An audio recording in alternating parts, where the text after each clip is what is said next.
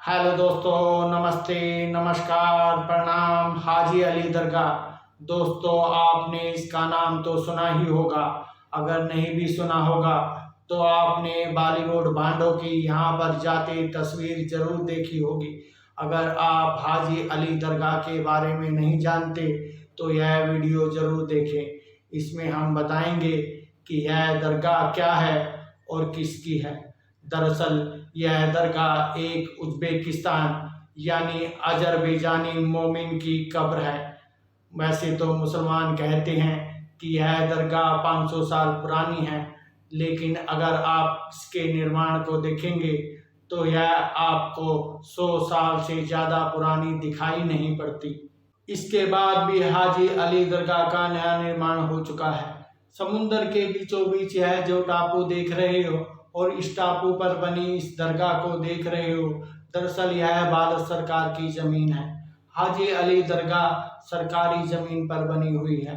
इसके बाद भी 2009 में कांग्रेस की सरकार ने दरगाह को 4166 मीटर जगह लीज पर दी थी।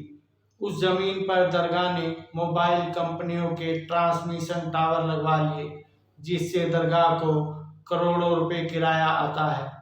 दरअसल अब बात इसलिए हो रही है क्योंकि वीएलसी ने पिछले साल दरगाह से ट्रांसमिशन टावरों से होने वाली आमदनी में से मात्र 1 करोड़ 80 लाख रुपए मांगे थे। क्योंकि यह जमीन लीज पर दी गई थी तो किराया तो देना ही था, पर हाजी अली दरगाह ने भारत सरकार को 1 रुपया देने से भी मना कर दिया। आप यकीन कीजिए, देश भर में जितनी भी मस्जिदें बनी हुई है, या तो सरकारी जमीन पर बनी हुई है या तो मंदिर को तोड़कर बनाई गई है। आज भी मस्जिद के नीचे जब भी खुदाई होती है तो भगवान की मूर्तियां निकलती है। ये लोग सरकार को किराया या लीज रेंट का 1 रुपया नहीं देते। हुआ यह कि जब उद्धव सरकार आई तो सरकार ने हाजी अली दरगाह के सौंदर्यीकरण के लिए 35 करोड़ रुपए आवंटित कर दिए। यानी अभी वह पुराना किराया तो आया भी नहीं था, उसके बाद भी 35 करोड़ रुपए दे दिए गए, जबकि ये लोग देश के योगदान में एक फूटी कौड़ी भी नहीं देते। दरगाह के पास इतनी अकूत संपत्ति है कि आप गिनते गिनते थक जाएंगे। कभी आपने सुना है मुंबई में कोई बाढ़ आई हो या कोई अन्य प्राकृतिक आपदा आई हो तो किसी दरगाह या मस्जिद ने एक फूटी कौड़ी भी दी हो? दरअसल ऐसा नहीं है कि ये देते हैं और छुपाते हैं, बल्कि ये देते ही नहीं, इसीलिए छुपाते हैं। पिछले साल अजमेर दरगाह ने 230 करोड़ रुपए की आमदनी की। असल में कितनी की होगी यह तो अल्लाह ही जानता है। पिछले साल देश के मंदिरों ने 500 करोड़ रुपए कोरोना आपदा के लिए से निपटने के लिए भारत सरकार के खाते में दिए, मगर अजमेर दरगाह, निजामुद्दीन या किसी अन्य दरगाह या मस्जिद ने फूटी कौड़ी तक नहीं दी। जबकि कोरोना महामारी का शिकार इसी वर्ग के लोग ज़्यादा हुए थे।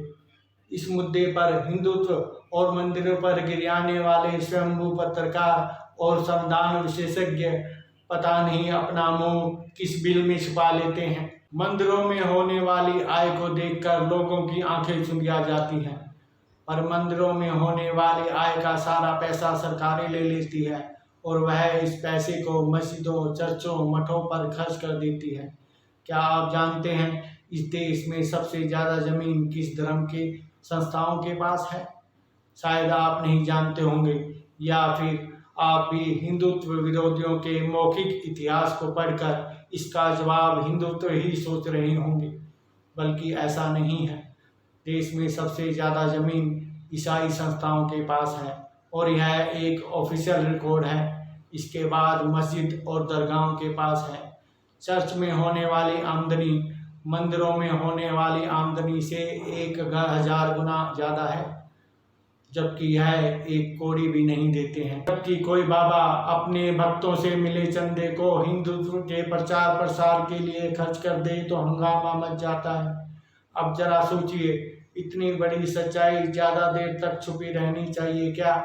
यदि नहीं तो इस वीडियो को मंदिरों के दान लुटेरों तक पहुंचाइए, जो ये कहते हैं मस्जिदों चर्चों का जीर्णोद्धार होना चाहिए बजाय मंदिरों के, क्योंकि हिंदुओं द्वारा मंदिर में दिया गया दान मंदिरों और हिंदुओं की भलाई में ना पहुंचकर उन जिहादी और देशद्रोहियों को पालने में लगाया जा रहा है, जो हमारे ही दान के दिए गए पैसों से पलेंगे और हमारी ही गर्दन काटेंगे।